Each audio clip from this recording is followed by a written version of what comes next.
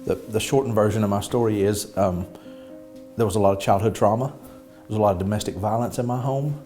A $2.50 bottle of Boone's Farm Strawberry Hill wine changed the course of my life.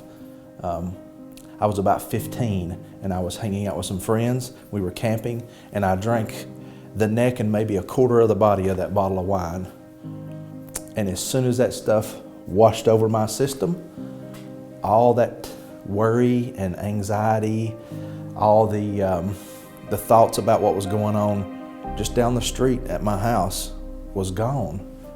I was able to connect to my friends in a way I hadn't in a long time. We laughed. All that trauma was treated in that moment when that stuff did what it's supposed to do. When it washed over my hurt and my pain, it made the pain go away, and it lightened my mood. And I remember laying down in the grass and thinking, I'll do this as long as I'm alive. I found it. And then I had the same relationship with other drugs going forward. I'd found marijuana shortly after. Tried marijuana. The first time I tried that, it was a connection to a group of friends.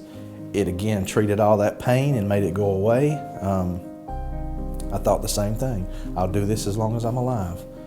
And then all throughout my life, I found other substances. When one seemed like it wasn't working anymore, or it wasn't as fun anymore, I would find something a little stronger, a little more powerful. And that it just progressed that way until I found myself with 9 felony convictions on 2 probations, walking into treatment for the 3rd time without a driver's license, with 2 grown children that I didn't know, completely and totally severed from all those friends I was so worried about connecting to in the beginning. There weren't any friends anymore. Matter of fact, I was not even talking to anybody in my family. And I walked into treatment with all that stuff, almost 40 years worth of that stuff, and got clean.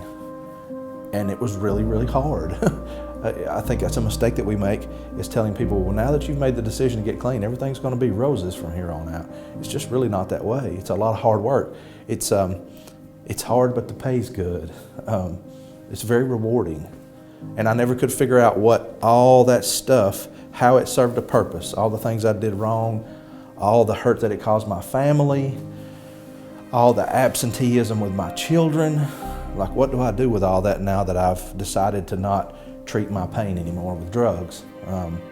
What it became is a gold mine of experience to give to the next person who has been through those similar things.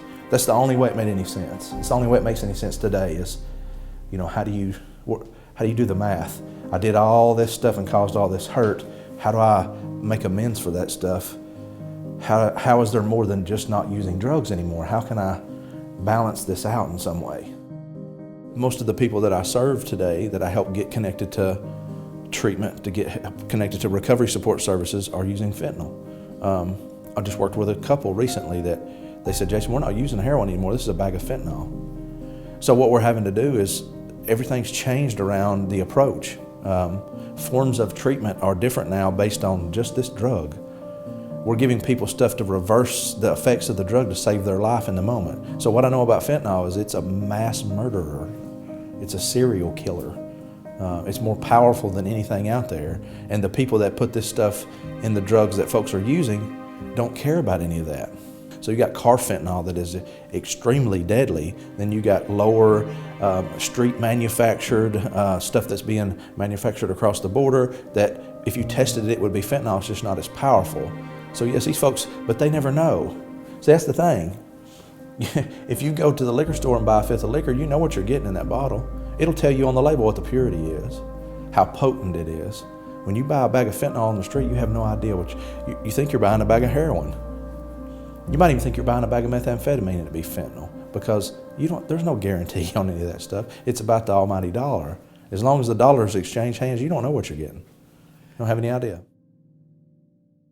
What I would say to you, if you were thinking about using drugs for the first time, if you are thinking about getting clean for the first time or the 10th time, if you're thinking about staying in recovery, if you're thinking about making a bad decision, period, when it comes to drugs, is to please just pause for a moment and know that your life is important, that you're an asset and not a liability, and that we need you.